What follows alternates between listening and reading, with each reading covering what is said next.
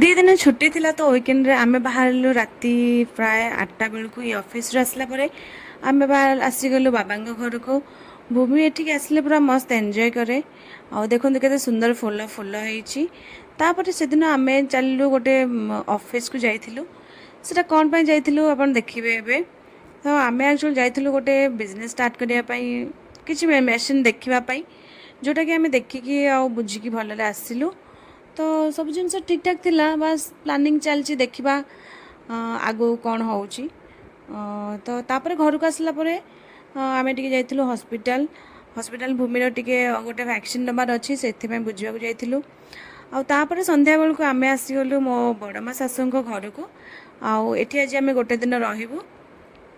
ତାପରେ ସକାଳୁ ସକାଳୁ ଆମକୁ ମିଳିଲା ଦହିବରା ବ୍ରେକଫାଷ୍ଟରେ। ଆଉ ଆମେ ଏଠି କରୁଛୁ ଗୋଟେ ଭୋଜିର ଆୟୋଜନ ସବୁ ଚାଲିଛି। ତ ପିଆଜ ରସୁଣ ଆଉ ଅଦାର ବଟା ସବୁ ଚାଲିଛି।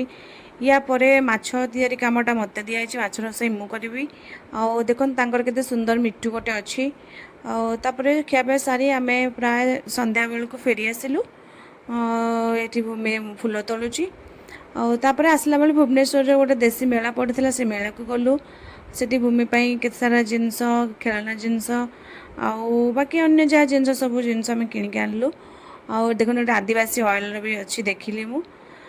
ତ ବିଶ୍ୱାସ ତ ନାହିଁ, କିନ୍ତୁ ବାସ୍ ଆମେ ମେଳା ବୁଲିଲୁ ଆଉ କିଛି ଜିନିଷ ନେଇକି ଆସିଲୁ। ଆଉ ଭୂମି ଆସିକି ଏଠି ତାର ଯେଉଁ ଖେଳନାଟା ୟୁଜ୍ କରୁଛି। ତ ମୋ ମିନି ବ୍ଲଗ୍ କେମିତି ଲାଗିଲା ନିଶ୍ଚିନ୍ତ ଜଣେଇବେ। ନମସ୍କାର, ଜୟ